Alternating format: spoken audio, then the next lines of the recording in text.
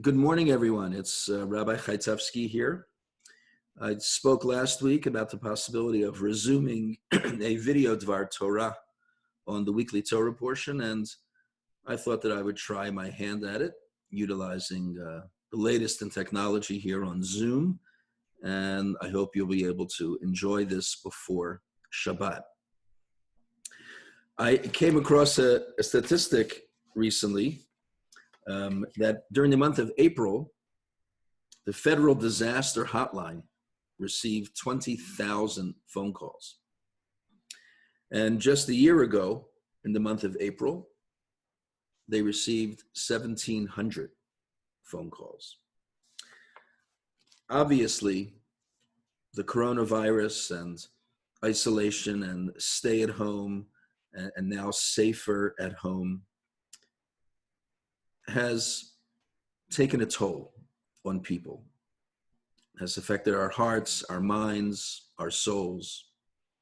And I want to talk a little bit about that today in the context of our Torah portion. I should say Torah portions. This week we have a double Torah portion. We have the Torah portion of Behar, which lays out some agricultural laws, most notably the Shemitah, when farmers are asked to leave their land lie fallow in the 7th year of a particular cycle. And it also talks about the thing that happens, the special year that happens after the 7th Shemitah year, the 49th year. In the 50th year, there is something called the Yovel, which is really the cornerstone of a Torah view of righting the economy. Debts are forgiven, land that had been sold, perhaps out from tribal ownership, returns to the original owner. And it's an idealized vision. It seemed to have fallen into disuse by the end of the First Temple period, although Shemitah has continued to today. But I want to move to the second Torah portion of Bechukotai, which lays out the blessings that will come our way if we follow the mitzvot in the Torah, and also lays out in no uncertain terms some horrible things that will happen if we do not follow the mitzvot in the Torah. In Hebrew, these admonitions are called the tochacha, which means the reproof. Fancy technical literary term for these admonitions is execration. The word itself sounds kind of ominous. It is a scary Torah portion to read. In fact, when in synagogue we come across this Torah portion and this particular section of the Torah portion, nobody wants to have the aliyah to the Torah. The tradition is that the person reading the Torah takes that particular aliyah and reads it in a softer voice and tries to read it as quickly as possible, because nobody wants to dwell on some of the horrible things that will happen. Getting kicked out of our land is the culmination of that.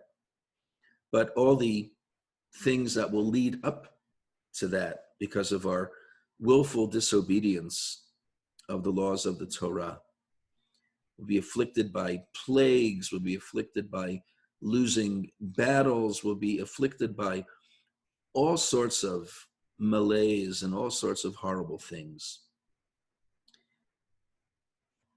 We are going through psychologically an execration right now.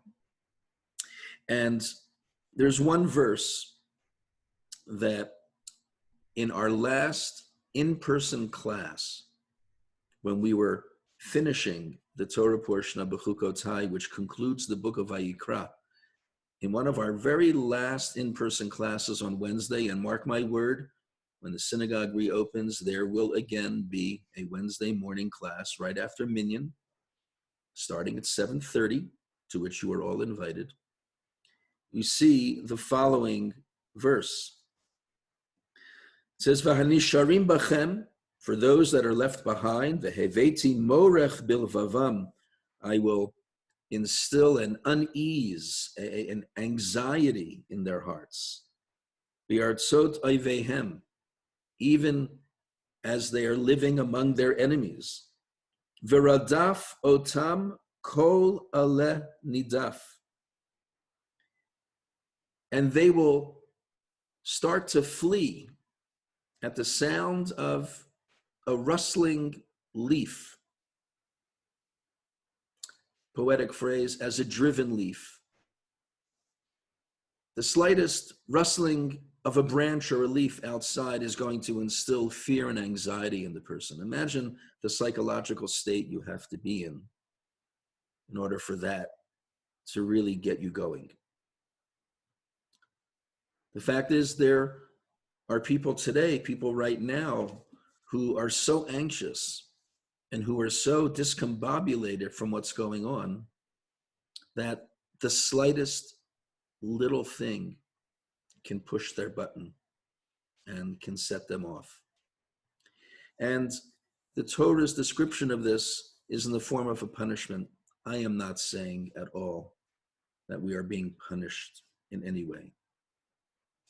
I should point out at the same time that at the very end of the Torah portion, God promises that this is a temporary situation and that God will never forget the covenant that he made with his people.